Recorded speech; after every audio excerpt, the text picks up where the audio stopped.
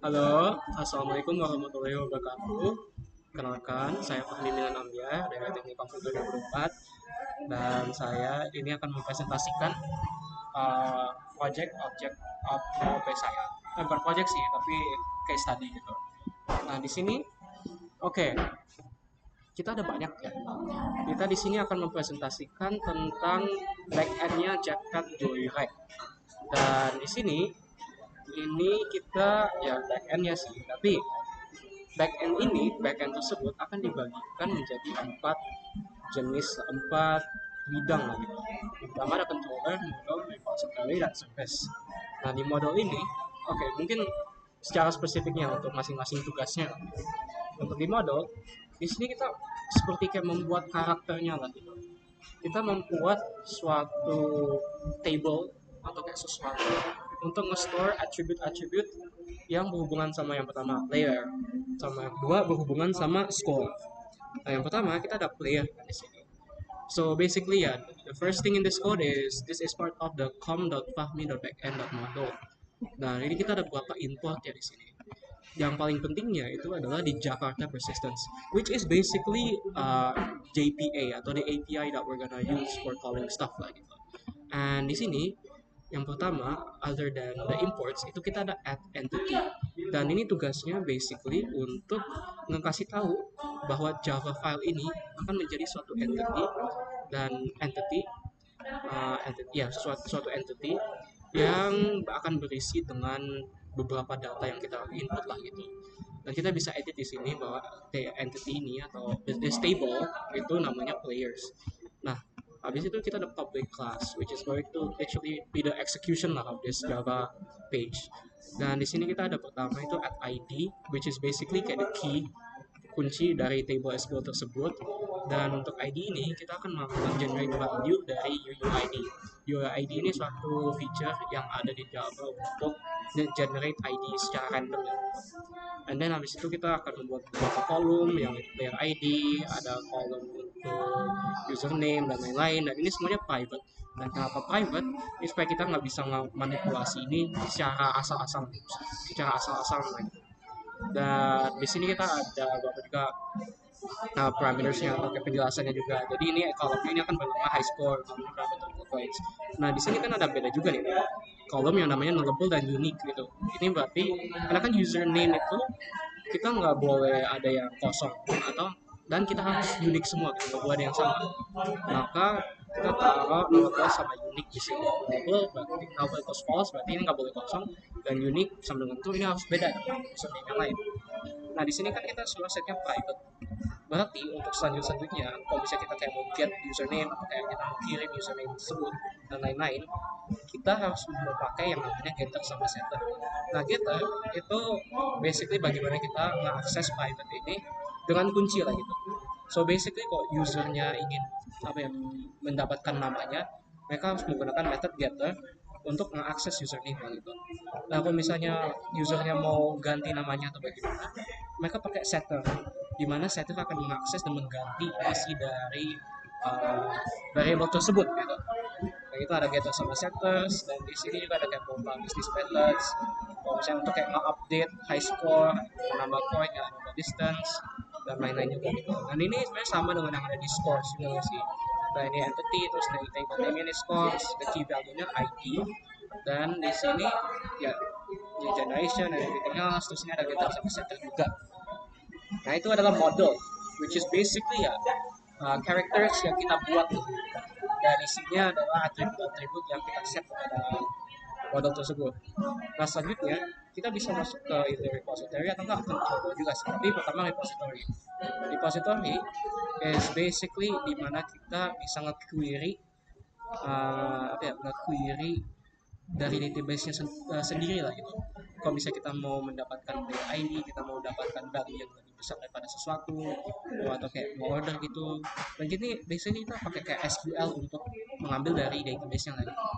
Dan di sini maybe first dari import-importnya kita butuh yang namanya query sama parameters. Query basically untuk ambil parameters itu filter atau I think it's like that lah. And then there's the repository. And first we set this entire public interface untuk menjadi repository, dan ini mau kasih tahu kalau bisa dapat value repository, dan kita setnya sebagai interface. Why? Because we want this to be like a to-do list lah gitu, yang bisa dilakukan oleh method atau kelas yang lain gitu. We don't want it to be something yang kayak apa ya, iya kita maunya sebagai kayak to-do list gitu sih, dan kita nggak mau kayak melakukan action di sini, tapi kita mau semua kelas yang lain itu ada action tersebut gitu. Mereka bisa panggil action tersebut, tapi actionnya nggak dilakukan di sini. Oke. Dan di sini kita ada yang pertama, di sini ini ekstensi kepada GPA, dan we're telling it basically GPA ini kita maunya memanipulasi score. Kita mau basing off score repository terhadap score gitu. Ya basically score sama UUID. Dan di sini kita ada beberapa method juga. Dan kita sebenarnya kalau panggil method ini kita nggak boleh asal-asalan gitu. Karena ini kayak kita pakai SQL beneran gitu. Jadi ada find by player ID. Jadi ini kayak ini ada kayak find by player ID. Ini kayak beneran the real thing lah gitu. Tapi ada formatnya. Jadi ini kayak prefixnya itu find. Terus kayak find top scores, find by player ID, get total by player ID. Ini seperti kayak query-nya lah ya. Dan next kan kita ada add query juga. Ini select as from score as. Ini basically the method yang akan kita mau ambil apa di dalam database tersebut. Jadi kita akan mengambil as dari score, terus kita akan mengorder score tersebut sesuai dengan value gitu, which is descending. Ini suatu cara untuk mengambil find top scores. Basically ini the instructions on what to get from the database. Ya query itu ya kayak gitu sih, score repository sama player repository gitu. Ini ada template-nya lah gitu. Kalau misalnya mau mengambil, kita nggak bisa ngasalin kayak find me something like this like that, itu ngasal nggak bisa, harus sesuai dengan peraturan kebutuhannya lah. And ya basically that is player repository sama score repository. Next kita masuk ke controller. Nah ini di mana controller itu it's like the listener gitu. Kalau misalnya user melakukan sesuatu, ini akan mendengarkan atau kayak suatu jembatan untuk kayak yang mendengarkan HTTP requestnya itu apa aja, like apakah mereka mengambil sesuatu, apakah mereka post sesuatu, and semuanya itu akan dihandle dari score control, player control, sama controller like gitu. It's basically like the same, mirip seperti repository, tapi repository itu lebih kepada method yang kayak kita bisa mencari sesuatu dalam database-nya lah gitu. And then like bakal kasih ke user. Tapi kalau di sini kita bisa memanipulasi isi dari apa ya, bukan isi sih, tapi basically like putting it in, ini kayak apa isi dari database tersebut. Jadi yang pertama, kalau misalnya ini kan ini mengambil dari database, ini bisa memanipulasi menambahkan dalam database itu kayak harus bagaimana. Dan pertama ini kan mungkin gue jelasin dari score aja dulu ya. Di sini ya kita ngedefinisin kalau misalnya controller ini, this file itu akan menjadi suatu REST controller, yaitu untuk mendengarkan HTTP request dari front end. Terus kalau bisa kita mau request sesuatu atau user dari depan itu dari websitenya request sesuatu, ini mereka akan ini kayak request ini akan diidentifikasi sebagai slash API slash scores gitu. Terus cross origin ini gunanya untuk kalau misalnya dari website kan, kalau misalnya mengakses API itu ada security-nya kan gitu. This is basically memberikan akses untuk siapapun bisa ngakses database atau query yang di bawah sini lah gitu. Dan karena kan ini score controller, basically first thing yang ada di sini itu ada auto wire, which is sebagai konektor antara score controller dengan score service. Dan di dalam score service ini ada beberapa action yang kita bisa lakukan lah gitu. Dan action yang kita lakukan di sini itu akan dilaksanakan oleh kan tadi score service kan, terus kita ya kembali ke score controller gitu. So like kalau misalnya karakter kita mau lari nih, karakter kita mau lari, action lari tersebut akan dilakukan di score service. Tapi what goes on in the background kayak kecepatan lu lari, kecepatan jangkauan lu lari itu akan di store oleh score controller lah gitu. Ya akan di store oleh score controller. Kayak misalkan di sini ada add get mapping, terus ada scores, kayak kita buat entity-nya scores. dan ini akan nge-return score. Oke, itu tahu simple sih. Mungkin yang lebih ribet lagi itu hmm,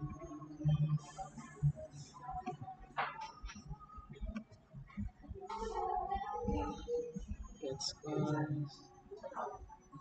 Ya bisa, oke, mungkin ya ini add get mapping. Jadi kalau misalnya get mapping ini akan mendengarkan dari user apakah uh, ada request untuk mendapatkan sesuatu dari sini, player ID highest gitu.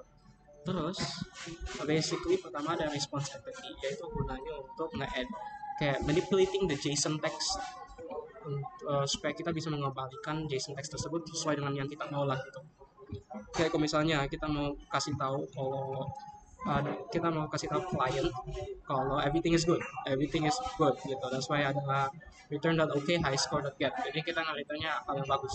Tapi ada juga kalau misalnya jelek, itu response entity-nya akan ngembalikan not found gitu. Dan bodinya tak ada score. So basically ya kan itu ada add path variable UID player ID. Ini basically akan melaksanakan semua hal yang ada di dalam sini. Terus ini ada optional score, ada high score. Terus ini akan pergi ke score service. Ini akan pergi ke score service untuk melaksanakan service tersebut, itu get high score by player ID. And then kalau misalnya get high score by player ID, oke, ini akan pergi ke get high score by player ID. Terus di sini ada scores, ada score repository lah. Ini akan ini akan pergi ke score repository untuk mengambil atau nge-fetching gitu, nge-fetching dari score repository-nya, nge-fetching dari database-nya. Terus kalau misalnya dari database-nya udah dapat, score service akan mendapatkan data tersebut, dan ketika score service akan mendapatkan data tersebut, ini dari get high score by player ID ini akan mengirimkan ke user. Oh iya, ini akan mengirimkan ke user. Atau enggak, kalau misalnya nggak ada high score-nya, ya udah ini nggak ada gitu. And then ya itu cara kerjanya lah untuk controller. Basically sebagai jembatan gitu, jembatan menerima data atau mendengarkan dan lain-lain. Sebenarnya score service lebih jembatannya sih, ini lebih ke mendengarkan apa yang diinginkan sama user, terus kayak ngambil tersebut. Terus score service itu kayak apa yang dilakukan. Kalau misalnya lari, ya udah kita ambil data lari. Terus ya kita ambil data lari. Enggak, ini ambil data lari. Jadi basically the service kayak gitu. And then basically terakhir itu ada service. Service itu ya pertama merupakan action-actionnya yang dilakukan gitu. Jadi kalau misalnya kita mau delete player by username, kita melakukannya di sini, atau kayak kita mau nampilin leaderboard high score atau bagaimana, kayak atau enggak kita mau cari dari database lah gitu. Kayak kalau misalnya kita dari score request itu mengambil data dari database, ini kayak mengambil apanya itu ditentuin sama query-nya. Cuma query-nya kayak get total distance by player ID. Kalau misalnya mau ada action atau melakukan apapun, ya kita ditentuin dulu dari service. Kalau misalnya dari service itu kita mau update high score, oke, kita mau update high score. Atau pertama kita get total distance by player ID. Oke, this is sesuatu action yang kita melakukan. Terus kalau repository.get total distance by player ID akan mengambil pertama, akan memanggil dari score repository. Oh ini player distance-nya. Oke, that's good. Ini player distance-nya. Dan oke, itu player distance-nya. And then kalau misalnya kayak ya hal yang kayak mendengar. Jadi controller di sini akan mendengarkan sih pertama kayak dari usernya itu sebenarnya mau apa. Kalau misalnya udah diidentifikasiin, oke, usernya mau mendapatkan username gitu atau mendapatkan player ID. Dan data tersebut apa yang ingin dilakukan sama user akan pergi ke scope service, dan di sini datanya akan dimanipulasi. Terus dari scope service ini ada player repository, ini yang langsung mengambil dari user itu. Okay, basically that's how the code works like. And now itu udah 15 menit. Saya akan lanjut ke sesi selanjutnya, yaitu langsung melaksanakannya lagi. Basically first we're gonna run it. This is basically kan kita ada website postman-nya gitu. Ini ada websitenya, bukan websitenya sih, tapi untuk connector ke websitenya. Terus kita ingin melaksanakannya secara langsung itu dari sini, which is basically the main main.java. Udah kita running dulu guys. Sini ada start variable demo. I think it's gonna run first.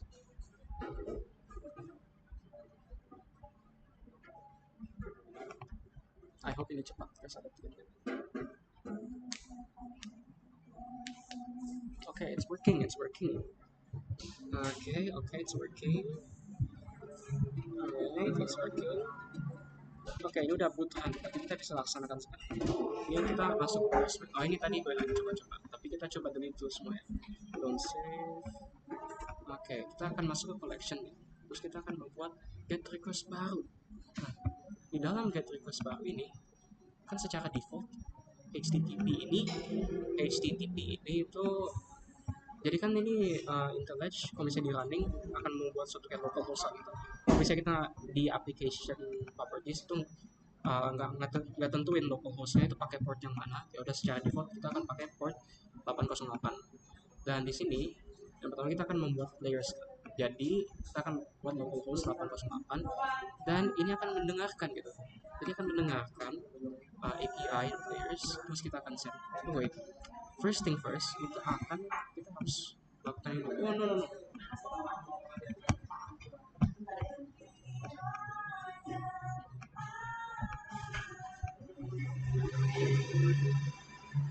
Oke, kita akan membuat dulu layer awalnya.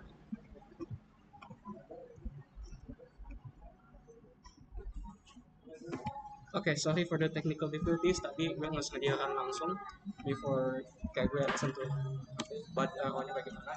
So basically dalam post ini kita bisa fetching apa ya? Kita bisa membuat karakter baru. Kita bisa create layers. Jadi kita tentuin dulu untuk layernya apa. Di sini kita akan pakai karakter tadi. Cuma karena gue udah buat karakter baru, gue harus buat karakter baru. Terus next kita akan tentuin ini semua atribut-atribut yang sama untuk membuat karakter tadi. Terus ada high score, and then high score, now. Terus ada total points, keyword, total distance nol juga. Nah di sini udah hal-hal yang kayak ya the character that we have lah gitu. Terus kita akan send, dan di sini kita akan mengirim ke user, kita akan mengirim ke database. A new player that we created. Jadi ini ada player ID yang dibuat, yang dibuat. Terus kalau bisa kita mau update, nih. Sekarang kita mau update scoresnya. Kita harus ganti dulu di sini. Terus get score. Basically using. Oh wait, pantas enggak ada. There we go. Player ID kita jangan yang itu lah. Kita harus player ID yang baru. Nah di sini terus ada juga points collected, itu 7 ya, kita tentunya 75 sekarang. Terus ada distance value yaitu 1500, and then ada value nya sendiri ya, kita taruh 1500. Nah kalau misalnya kita send di sini, ini akan update dari player ID nya itu bagaimana itu.